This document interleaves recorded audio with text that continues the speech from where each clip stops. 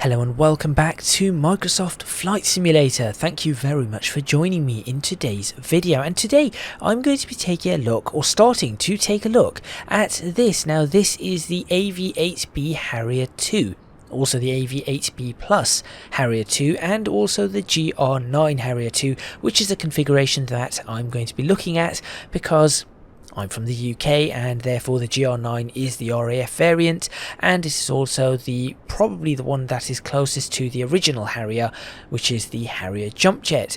Believe it or not, I did not know this, these are still in active service. I did not know Harrier 2s are still in active service.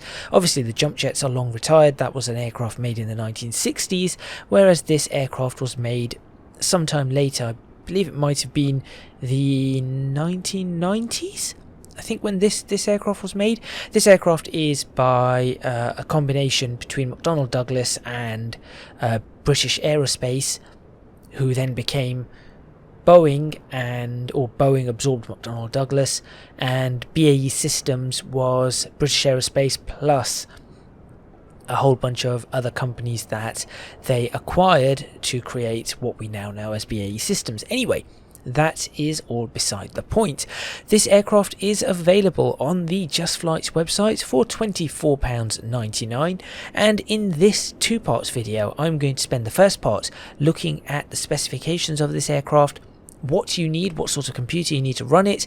We'll be taking a look at the exterior of the aircraft, the modelling, the texturing. We'll be looking at the interior of the aircraft, also again modelling and texturing. We will then do a flight tour, a cockpit tour, making sure that we are familiarised with the aircraft, and then in part 2 we shall start the aircraft up, we shall take it for a flight. I shall attempt to do both a normal takeoff and of course the thing that the Harriers are known for best, and that is a VTOL, which is a vertical takeoff and landing. So I shall attempt to do both of those in the next video. Aside from that, there is only one other thing that needs to be known before we go to the intro, and that is that this is not a study level aircraft, so I will not be judging it as a study level aircraft. I'll be judging it for what it is, which is a high quality aircraft. According to the description, this is going to be a top quality aircraft that is extremely detailed yet less demanding to fly than today's most complex procedural simulators. So that is how I'm going to judge this. I'm going to judge this on complexity, but not study level. With all that out of the way, I think it's time to start this review. So make sure you stay tuned and let's roll the intro.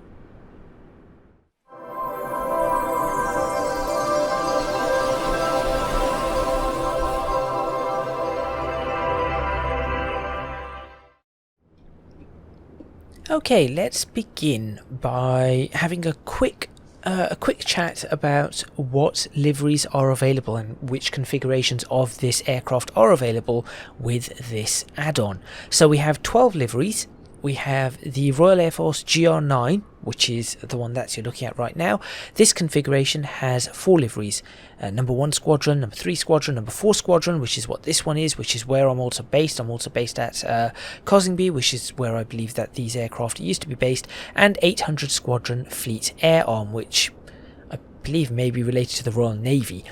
We then have the AV8B, which has 2 liveries, the VMA211 and VMA214, and the AV8B Plus, which was, I believe, used outside of the United States as well.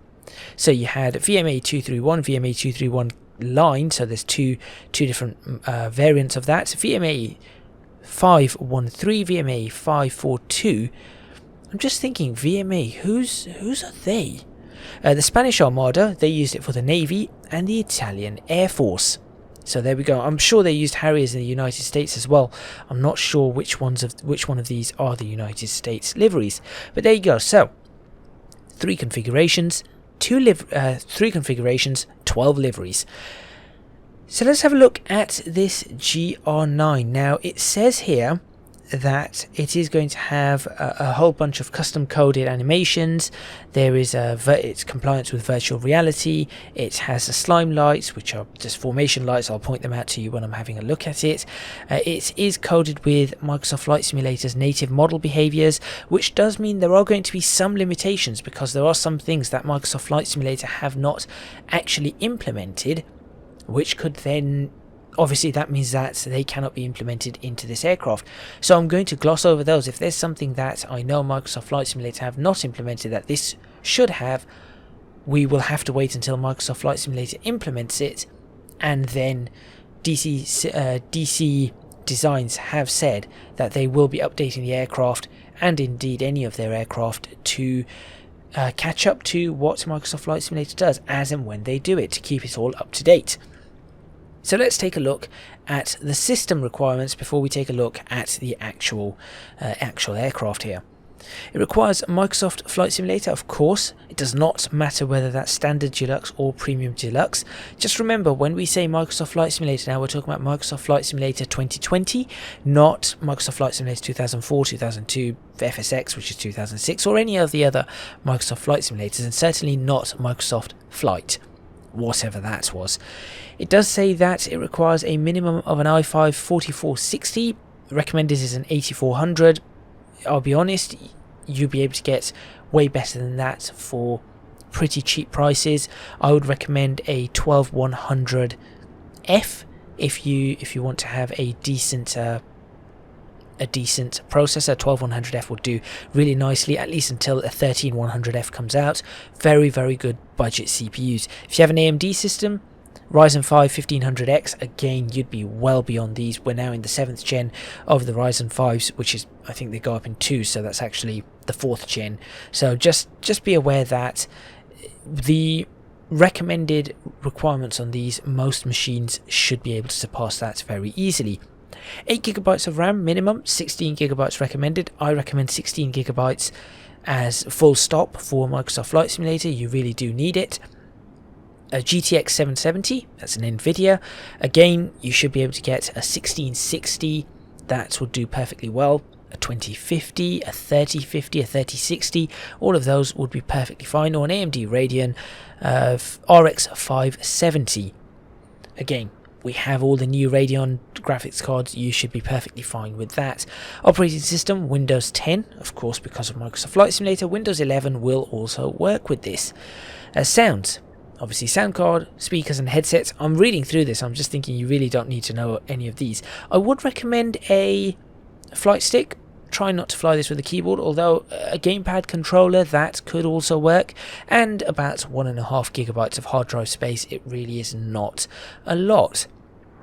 And lastly, if you are using this aircraft, make sure that you set the flights model option to modern in the Microsoft Flight Simulator option. So options, general, flight model, change that to modern, otherwise this aircraft will not work. Right, that's what you get, what you need to run it, and prices out the way. Let's now start taking a look at this aircraft in a little bit more depth. So first off, what I am going to say is that it is modelled really well. You can see just here, I'm just going to highlight it with the mouse, circle around it. That is the famous nozzle. So that nozzle will turn various angles. In fact, you can see the markings all the way down to 90 degrees there. What is that? 80, no, are they in 15 degree increments? Let's see. 75. No, they're not. What increments are they in? And also, why are they backwards?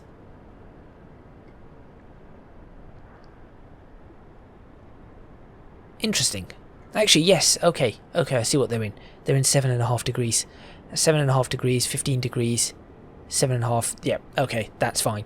So they're in 15 degree increments all the way around. So you've got from 0 all the way to 90. I'm just going to check on the other side because that... Oh, I need to speed up. I'm just going to speed up my camera rotation as well, just so it's a little bit... There we go. A little bit faster to move around. I just want to see if they are... Ah, you see they're written correctly here. So this is something that I noticed on another DC Designs aircraft that I was testing. They were they were mirroring textures, which is perfectly fine, but unfortunately in this case mirroring the texture has led to the writing being incorrect, because what it is they've mirrored that, but these numbers were also with it. So they really need to just flip the UV map around just for the number section, and that should be perfectly fine. I'm going to ignore the fact that it's clipping through the ground slightly. A lot of aircraft seem to do that, so I am going to ignore that. That's not a problem. Apart from that, it is really well detailed. That's the in-air refueling nozzle, I believe, or hose. Yes, it is. This is what looks like a secondary radar, I believe. Not sure exactly what that one is. We've got the pitot tubes. Everything's really nicely done there. Just looking at this texture a little bit closer, slightly strange. I think some of the textures are a little bit strange, and I will say that some of the modelling does need to be a little bit polished. So for example, just here, just need a chamfered edge along these, just to clean that up just a little. Otherwise it looks a little bit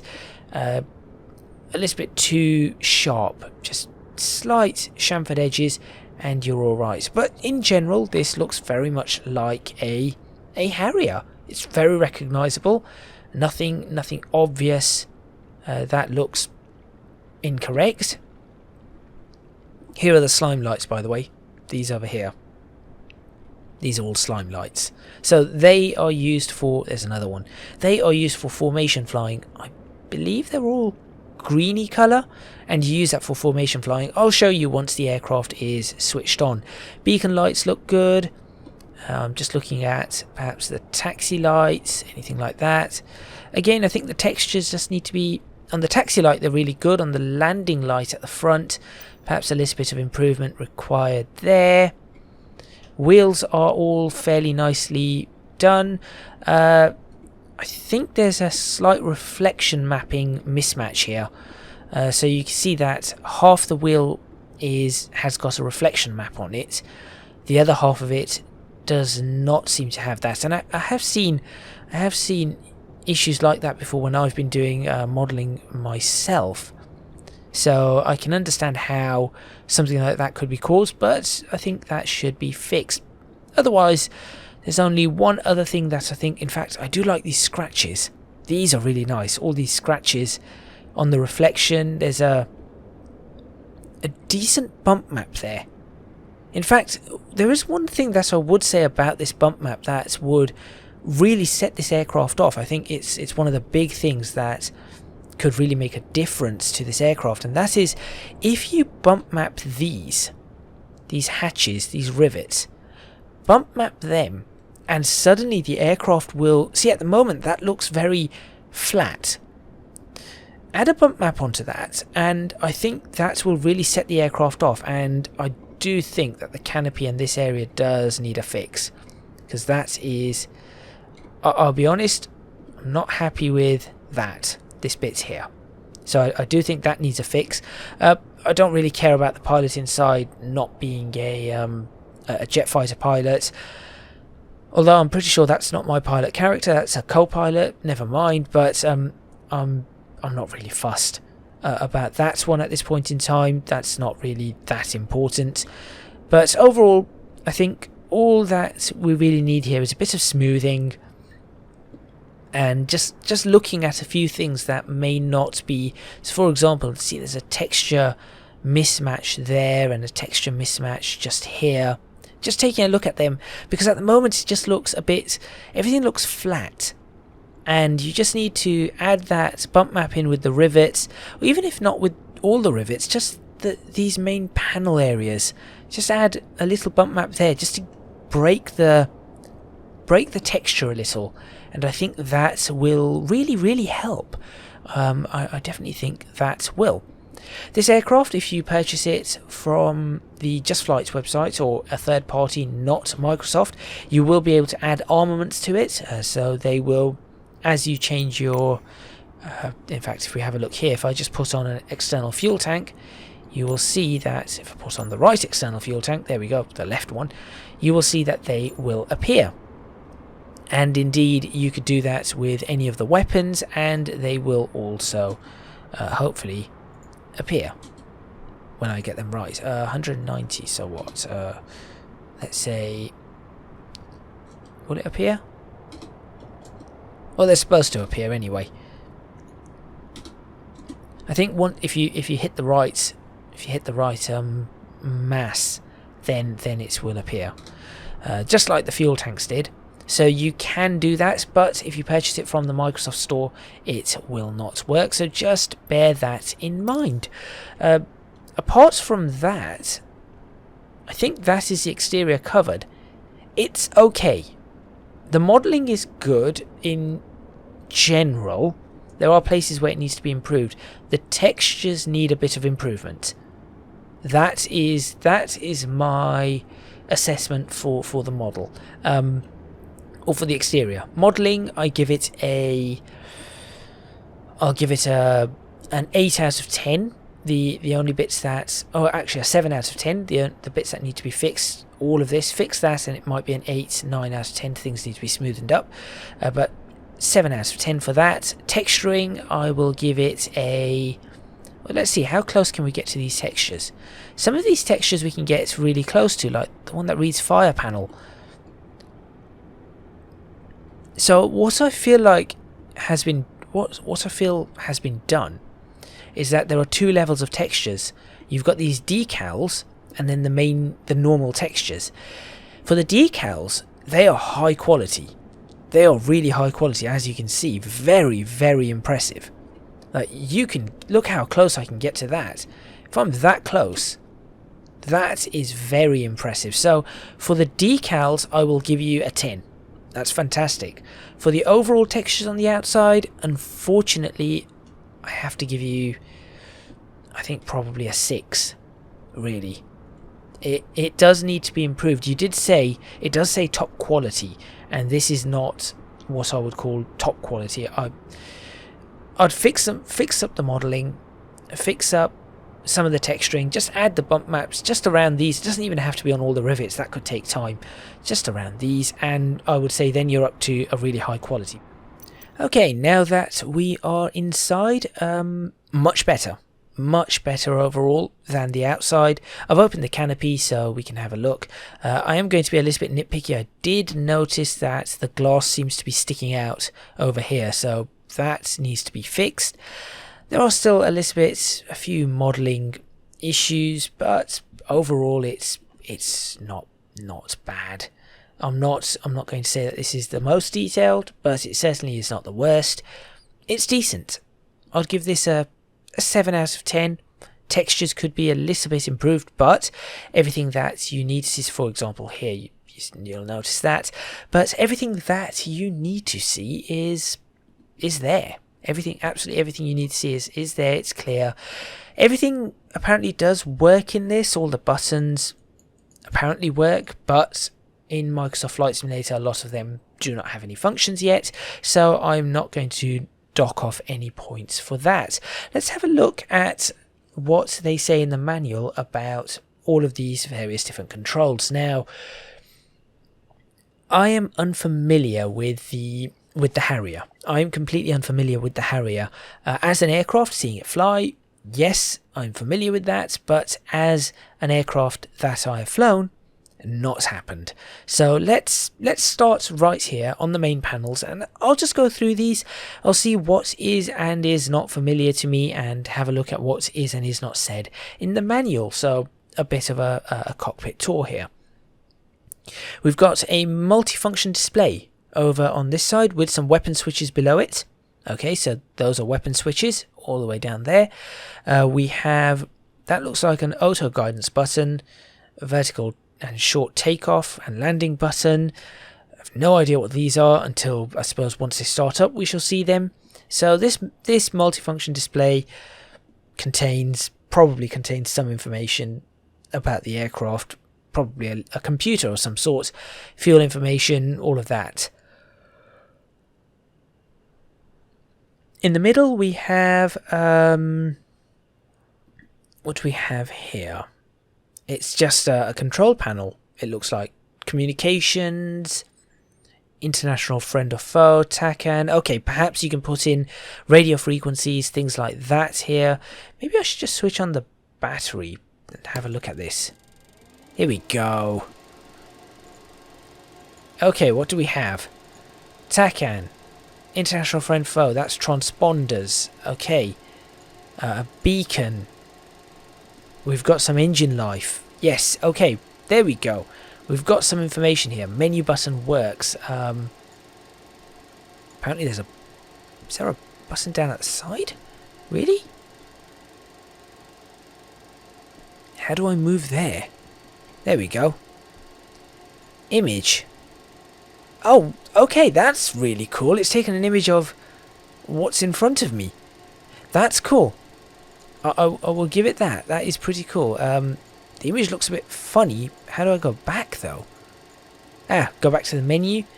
TGT data not implemented. We can have another HUD. Stores not implemented. RDR not implemented. Okay, that is cool. We could do some night flying. I'm very interested in that. So let's just not press the... So a number of things are not currently implemented. We do have menu, checklist. Okay, we shall probably use some of that. Menu, GPS not implemented. Net not implemented. HMD, no idea what that is. Brightness, day. Oh, maybe that's not HMD, it's HUD. Right, so that's the HUD. So we'll just... Oh no, that's... No, that was HMD. HUD manual brightness, maybe? I have no idea. Blink not implemented. Okay, so there's a lot of stuff over here. There is a lot. Some of it perhaps doesn't work. HSI? Oh, that's nice. That's very nice. Okay. That's pretty impressive. The only downside, I guess... Oh, there's a HSI on this side. Can I go to a menu there, then? I could put stuff up on this side if I wanted to instead. Cool. That's pretty cool. The only, I suppose, downside, and this is not a slight on DC Designs, is that you have to do this to look at it. If you had head tracking enabled, which I might do with this, head tracking enabled or VR, you would be in a fairly good position here. Okay, in general, we're seeing things looking fairly good.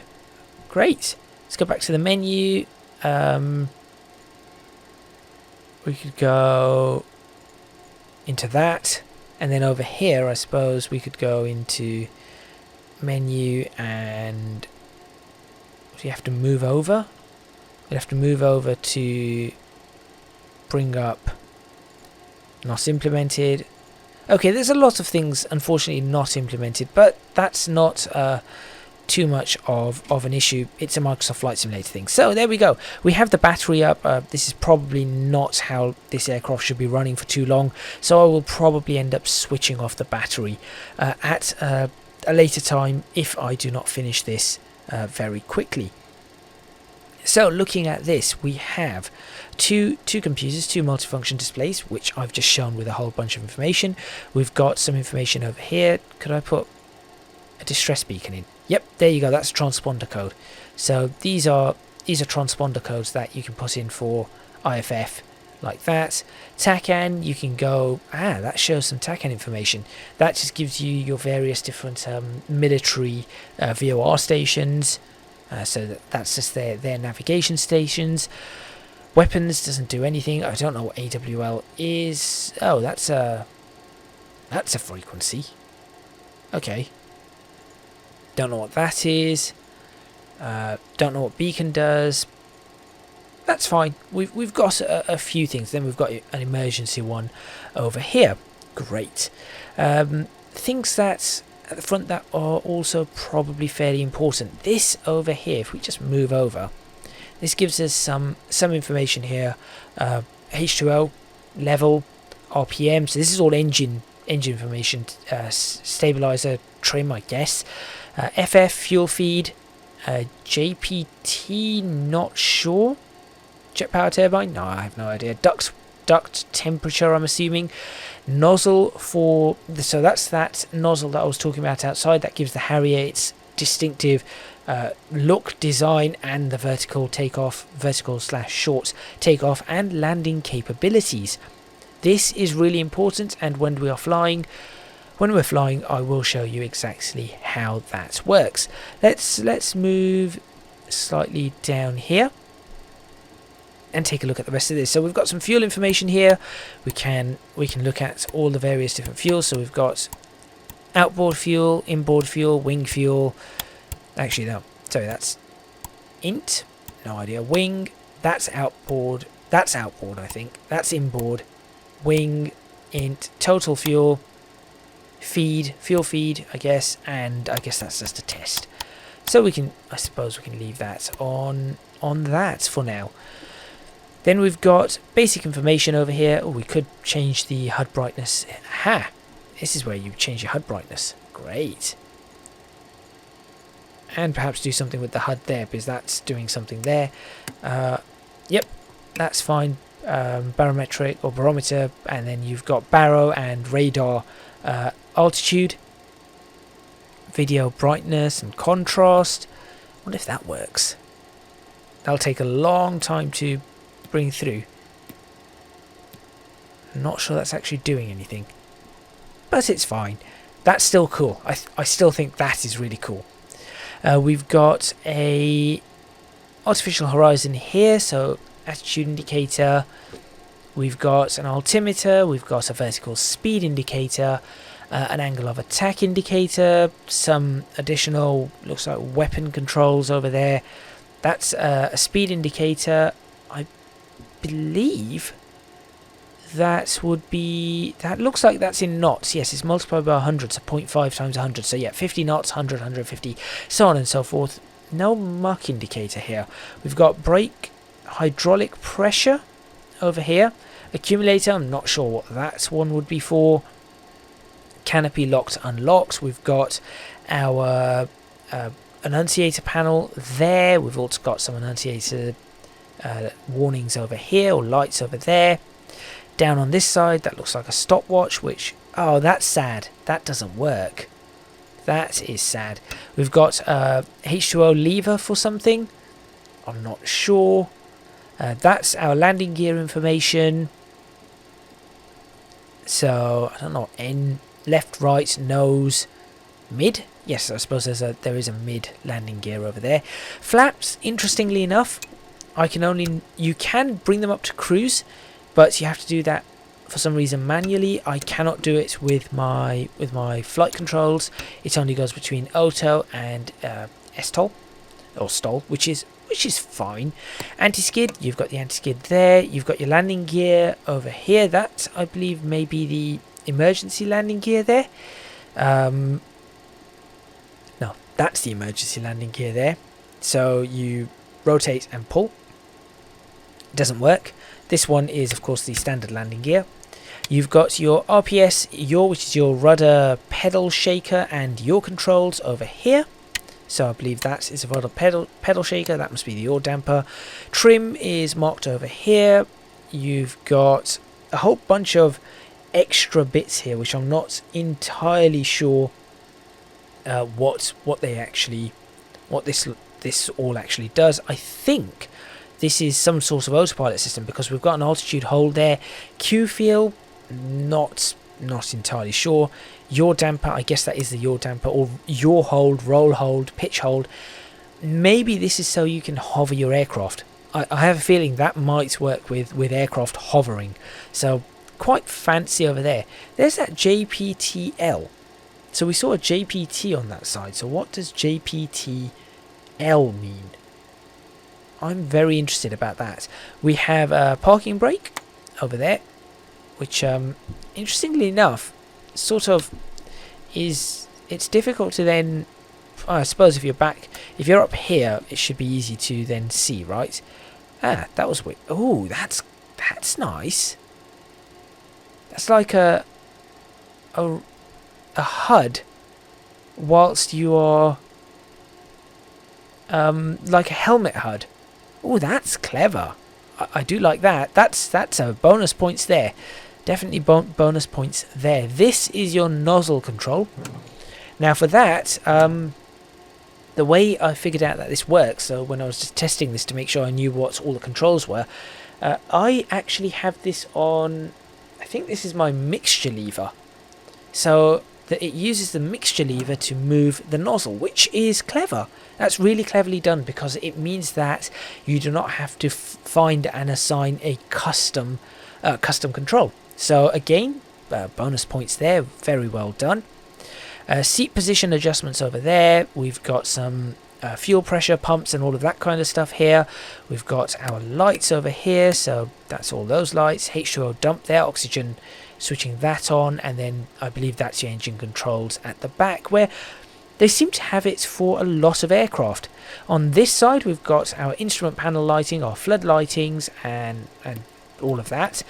So if we just switch on all those lights, in fact let's just put the lights into a test mode as well, and we should be able to see everything, or a whole bunch of things lighting up maybe. No, apparently not. Hello?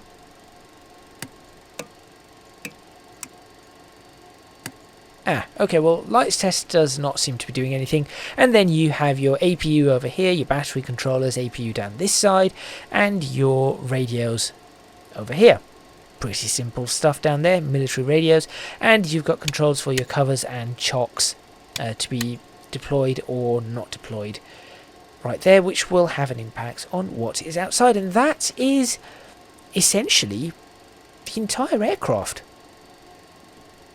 Yep, that's the entire aircraft over here. Let's have a look outside. Let's see what lights are switched on. There you go. Slime lights are on. So you can see the slime lights for navigation, formation, flying. I think slime lights are kind of cool. They are actually a pretty cool thing to have on. So there we go. Let's go back inside. Where is the slime light control then? Must be. These lights are in a slightly awkward. They're in a slightly awkward position, but maybe it's those. No, it's not those. It's some auxiliary lights. Position. It's the position lights. So position lights work as slime lights. Anti-collision lights will be that one. Auxiliary lights. Okay. So these are your nav lights. These ones here. Position lights are your slime lights. Anti-collision will be your beacon up top. Or it's supposed to be anyway. Why are you not working? But that is how they would work. Okay, cool. Well, that is where I'm going to end this video. I have taken a basic look at this aircraft. It's decent so far. Interior, more impressive than the exterior, but I do think the exterior needs some work. I am particularly impressed with this display here. These two displays, they are particularly impressive, as well as this HUD that we have like this. That's also pretty impressive. By the way, on this HUD we have angle of attack, that's alpha. M is Mach number, and G is G meter, so how much acceleration you're pulling in G's. You've also got your which way you're looking, so that's obviously your compass. You've got your pitch there, right there, and then you've got 022. What is 022 now? 022 is our current heading. So that is where we are currently heading. That is what is red right there. So again, fairly cool. That's well done. I will give positive points for all of that. Negative points for a few modeling glitches and textures do need to be improved on the exterior. But so far, it's okay. I would say it's okay. It's good. Not great. I would put it as good. So at this point in time, if you're just looking at this section, so far with the what I've seen with the visuals, the textures, the models, I would say that there are some really good things, as we've pointed out, and there are some things that do need improvement. They're not by no means are they horrific. They are still decent, but I think they need to be improved, particularly with what they say on the website, and also just in general because we have a really high caliber now of, I suppose, aircraft, and to keep up with them you have to add these little things. Unfortunately, sometimes you can't, but I think in this case a bit of quality control checking would work wonders to fix these little issues here and there, and then I would say this is so far looking pretty good. So in the next video I'm going to start this aircraft up. We'll go through the checklist, we'll start the aircraft up, we'll taxi it out, I'll get a feel for what it's like taxiing, we'll do a takeoff, we'll do a landing. What I will do is I'll do a normal takeoff, I'll attempt to do a vertical landing, and then I'll do a vertical takeoff and fly around at, maybe I'll do some aircraft maneuvers, and then after we've done that I'll end the video and give you my final thoughts. So that will be the next video. Thank you very much for watching. Please remember to hit the like button if you like this video, subscribe to the channel for more videos on Microsoft Flight Simulator, leave a comment in the comments box below letting me know what you think. Don't forget to support me on Patreon if you can do so, link in the description box below, and also you can find me on social media at ECGadgetsLP for Instagram and potentially Twitter. Lastly, do go check out my Discord server, link in the description box for that as well. That is all from me, and I shall see you next time for part 2 of the review of the DC Designs Harrier 2.